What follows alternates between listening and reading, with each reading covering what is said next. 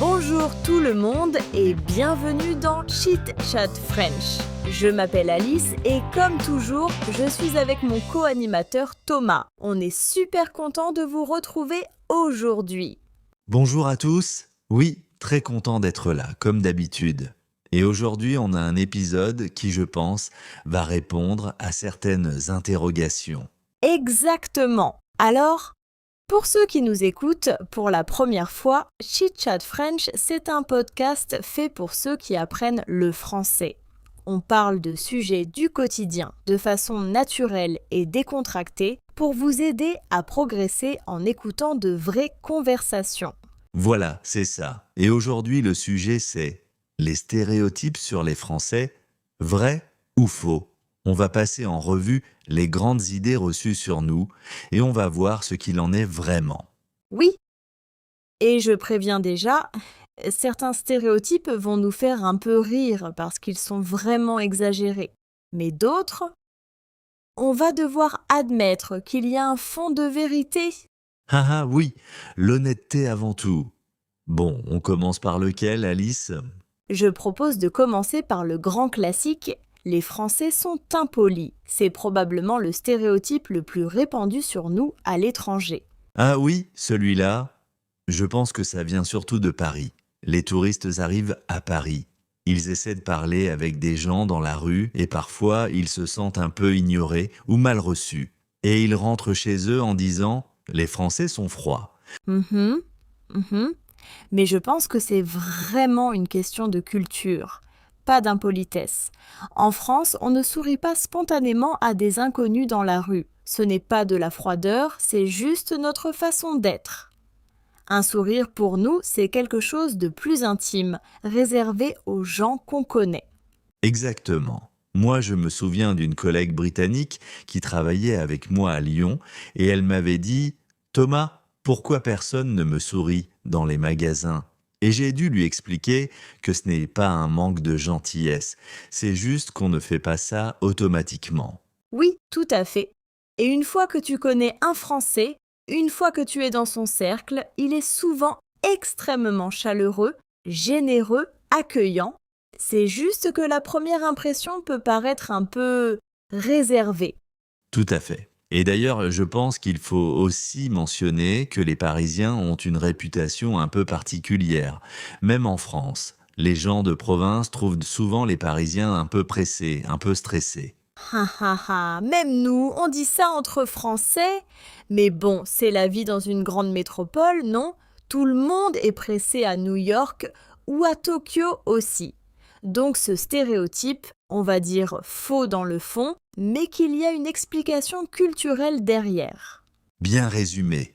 Bon, on passe au suivant. Le stéréotype que j'adore, les Français mangent des baguettes et des croissants tous les jours. Alors, celui-là, je dois avouer qu'il est partiellement vrai. La baguette, c'est vraiment quelque chose de très présent dans la vie quotidienne. C'est normal d'aller à la boulangerie chercher sa baguette tous les jours, sans exception. Et franchement, il n'y a rien de mieux qu'une baguette fraîche avec du beurre le matin. C'est un plaisir simple mais réel. Donc la baguette, oui c'est vrai, c'est dans notre quotidien. Par contre, le croissant tous les matins, c'est beaucoup plus exagéré. Le croissant, c'est plutôt le week-end ou pour une occasion spéciale. En semaine, beaucoup de Français mangent des céréales, du pain grillé, des tartines avec de la confiture, exactement comme partout ailleurs. Voilà comme tout le monde. Et le béret avec la marinière rayée en portant une baguette sous le bras, on en parle ? Ah, non, je crois qu'on peut dire directement que ça, c'est totalement faux. Je n'ai jamais vu personne habillé comme ça dans la rue, à part peut-être des touristes qui essayaient un peu trop de faire français typique. Ah oui, bon, on continue avec un stéréotype qui revient souvent dans la bouche des voyageurs étrangers. Les Français ne parlent pas anglais, ou pire, ils refusent de le parler. Oh, celui-là me touche un peu. Est-ce que tu as déjà vécu une situation comme ça, Thomas? Oui, quand j'avais une vingtaine d'années, je travaillais dans un café à Lyon et un groupe de touristes anglais est entré. Ils m'ont parlé en anglais et j'ai répondu, pas parfaitement, hein, mais j'ai fait de mon mieux. Et l'un d'eux a été très surpris. Ha! Comme si tu étais une exception miraculeuse.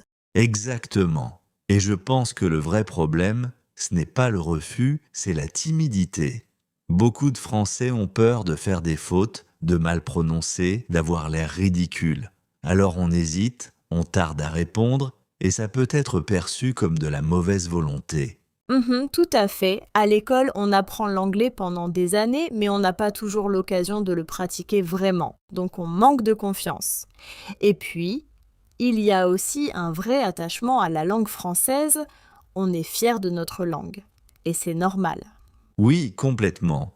Mais ça ne veut pas dire qu'on refuse de communiquer. Et les jeunes générations parlent de plus en plus anglais, clairement. Avec Internet, les séries, la musique, l'anglais est partout dans notre quotidien maintenant. Absolument. Donc ce stéréotype, on va dire, mythe en grande partie, avec une petite explication historique et culturelle derrière, et ça s'améliore beaucoup. Bon, le suivant, les Français sont toujours élégants et stylés. Ah ah, alors là, je dois défendre mon honneur. Le dimanche matin chez moi, je suis très loin d'être élégant. Survêtements, chaussons, les cheveux qui partent dans tous les sens. Ha ha ha, moi pareil. Je t'assure, le samedi matin en pyjama devant mon café, je ne ressemble pas du tout à un mannequin de magazine parisien. Ha ha ha. Mais je pense qu'il y a quand même un fond de vérité dans ce stéréotype. Il y a une vraie culture du style en France. On fait attention à notre apparence quand on sort, peut-être un peu plus que dans certains autres pays. Oui, c'est vrai. Et d'ailleurs, le fameux style français dont parlent les magazines étrangers, ce n'est pas forcément des vêtements chers ou très recherchés, c'est souvent quelque chose de très simple. Un beau jean, un haut bien coupé, un foulard. Ah oui, le foulard. Ça, c'est peut-être vrai. Les Français adorent les foulards. Ma mère en a une collection impressionnante. Oh, la mienne aussi. Bon, disons que ce stéréotype est partiellement vrai. Il y a une vraie culture du style, mais on n'est pas tous des mannequins en permanence. On est humain quand même. Bien dit. Alors, on ne peut pas parler des stéréotypes sans aborder le grand sujet, l'arrogance française. Ah oui, celui-là. Tu en penses quoi, toi, Thomas? Tu te considères comme arrogant? Ah ah. Non, pas du tout. Enfin, j'espère. Mais je comprends d'où vient cette image. Je pense que ça vient d'une très grande fierté nationale. Les Français sont fiers de leur histoire, de leur culture, de leur gastronomie, de leur langue, et parfois, cette fierté s'exprime très directement. Mhm, mhm. Et cette expression directe peut être perçue comme de l'arrogance par des gens qui viennent de cultures où on est plus discret, plus réservé sur ces sujets. Mais moi, je préfère appeler ça de la confiance culturelle plutôt que de l'arrogance. Oui, exactement. Et puis, soyons honnêtes, chaque pays a un peu cette tendance à penser que sa façon de faire est la meilleure. Les Français l'assument juste plus ouvertement. C'est vrai. Et on adore le débat. On n'a pas peur de défendre notre point de vue, d'argumenter, de contredire. Un repas en famille en France, ça peut très vite devenir un débat philosophique ou politique. C'est tellement vrai. Chez moi, on finit toujours par parler de politique à table. Ma mère essaie de changer de sujet, mais en général, c'est peine perdue. Pareil chez moi. Bon, je pense qu'on peut conclure que l'arrogance, c'est surtout un malentendu culturel. Les Français sont directs, fiers et aiment débattre. Mais ce n'est pas la même chose qu'être vraiment arrogant. Tout à fait. Et d'ailleurs, quand on voyage et qu'on rencontre des Français à l'étranger, la plupart sont vraiment ouverts, curieux et ravis de découvrir d'autres cultures. Alors, l'arrogance, on va dire mythe, mais avec une nuance. Bien dit. Et tiens, on n'a pas encore parlé d'un stéréotype très important, le vin et le fromage. Les Français boivent du vin à chaque repas et mangent du fromage tous les jours. Ah, celui-là. Alors, je vais être honnête. Le fromage, c'est vrai, je mange du fromage très régulièrement. Un repas sans fromage me manquerait vraiment. Ha ha, moi pareil. Et il faut dire que la France a plus de 300 variétés de fromages. C'est une richesse gastronomique incroyable. Donc oui, le fromage fait vraiment partie de notre culture alimentaire. Oui, absolument. Et le vin, c'est pareil, c'est ancré dans notre culture, mais c'est plus une culture du plaisir et du partage qu'une question de consommation excessive. Un bon verre de vin avec des amis ou en famille, c'est un moment de convivialité. Et oui, ce n'est pas juste boire pour boire. C'est un rituel social, un moment de partage autour d'une bonne table. Et tout le monde ne boit pas du vin non plus. Il y a plein de Français qui préfèrent la bière, l'eau, le jus, autre chose.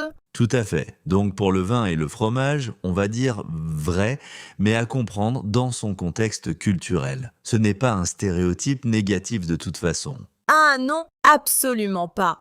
On est fiers de ça, nous. Bon, je crois qu'on a bien fait le tour des grands stéréotypes aujourd'hui. On a débunké, on a confirmé, on a nuancé. Exactement. Et ce que j'aime dans cet exercice, c'est que ça montre que les stéréotypes, en général, c'est rarement tout blanc ou tout noir. Il y a toujours un contexte, une histoire, une nuance à comprendre. Absolument. Et c'est valable pour tous les pays, toutes les cultures. Les stéréotypes, ça dit souvent plus sur la personne qui les croit que sur la réalité des gens concernés. Bien dit Alice. Bon, on arrive à la fin de cet épisode. J'espère que vous avez passé un bon moment avec nous. Oui. Et j'espère surtout que vous avez pu pratiquer votre français en nous écoutant. Souvenez-vous, même quelques minutes d'écoute par jour, ça fait vraiment une grande différence sur le long terme. Exactement. Continuez à pratiquer, restez curieux et on se retrouve très bientôt pour le prochain épisode de Chit Chat French. À bientôt tout le monde. Merci d'avoir écouté, prenez soin de vous et à la prochaine.